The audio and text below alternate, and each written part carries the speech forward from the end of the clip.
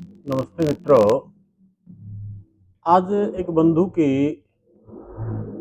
प्रश्न आया है बंधु का कि भाई मूत्र नहीं आ रहा है, उन्हें किडनी डिजीज भी है और डायलिसिस हो रहा है। पेशेंट को मूत्र नहीं उतर रहा है, क्या करें। सामान्य मूत्रावरोध में छोटे से प्रयोग आपको बता देता हूँ। कुछ नहीं करना, सामान्य रोगी के बारे में बात है, किडनी डिजीज के लिए अलग से औषधियां हैं वो बताऊंगा आपको। लेकिन सामान्य किसी को मूत्रावरोध हो, कुछ नहीं करना। आप ठंडे पानी से तरड़े लगाइए, ठंडे पानी का तरड़ा लगाइए नाभि से नीचे वाले भाग में और मूत्रेंद्रिय से ऊपर। ठंडे पानी का तरड़ा जब आप लगाते हैं, ठंडे पानी की धार बांध करके जब डालते हैं तो पेशाब खुल करके आने लगता है, पेशाब उतर जाता है। बहुत ज्यादा किसी को दिक्कत हो तो कैथेटर डाल करके पेशाब को उतार सकते हैं। फिर भी हमें औषधि करनी है तो आप क्या करें। पीपल के पत्ते और नीम के पत्ते, नीम और पीपल के पत्ते लेकर के उसको रगड़ करके उसका रस निकाल लें। और वृक्क दोष हरक्वात आता है हमारा पतंजलि का, वृक्क दोष हरक्वात के साथ मिला करके उसको पिलाइए आप, तो पेशाब खुल करके आ जाता है। उसके बाद खाली पेट 2 कोरी घनवटी और 2 रेनोग्रिट, 2 गोलियां सुबह शाम खाली पेट लेने की होती हैं, जो किडनी पेशेंट से लेकर के सामान्य मूत्रावरोध सब में जबरदस्त लाभ करती हैं। दोनों की 2 गोलियां सुबह शाम खाली पेट पानी के साथ लेनी आवश्यक होती हैं। इनका प्रयोग हम कर सकते हैं। साथ ही साथ विक्क दोष हरवटी और गोक्षोरादि गुग्गुलू, इन दोनों का प्रयोग भोजन करने के आधा 1 घंटा बाद में, दोनों समय भोजन के पश्चात आप प्रयोग कर लें, ये भी बहुत अच्छी हैं। और एक हमारा आता है, अभी लेटेस्ट है, न्यूट्रेला का रेनल हेल्थ पाउडर। ये 40 ग्राम की डोज होती है। लगभग 150 सवा 100 ml पानी, उबला हुआ पानी हो, और उसके अंदर 40 ml, इसके अंदर डोज वो चम्मच है, वो 2 चम्मच डाल करके पानी में घोल करके तुरंत पी लें।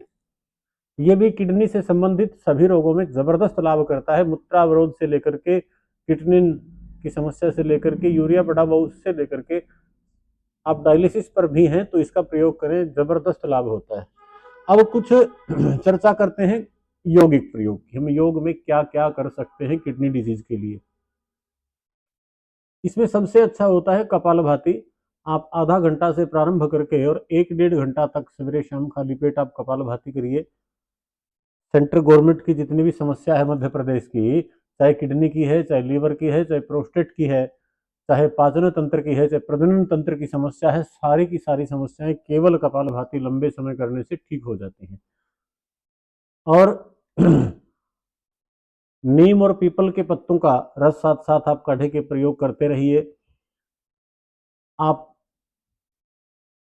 जिनको केवल मूत्रावरोध है, किडनी की समस्या नहीं है, वो पानी का अधिक सेवन करते हैं तो भी पेशाब के कई बार क्या होता है कि पेशाब का इन्फेक्शन हो जाता है, और पेशाब के इन्फेक्शन के कारण से पेशाब खुल करके नहीं आता, पेशाब में जलन होने लगती है। उन सामान्य रोगियों के लिए आप अधिक मात्रा में पानी का सेवन करें।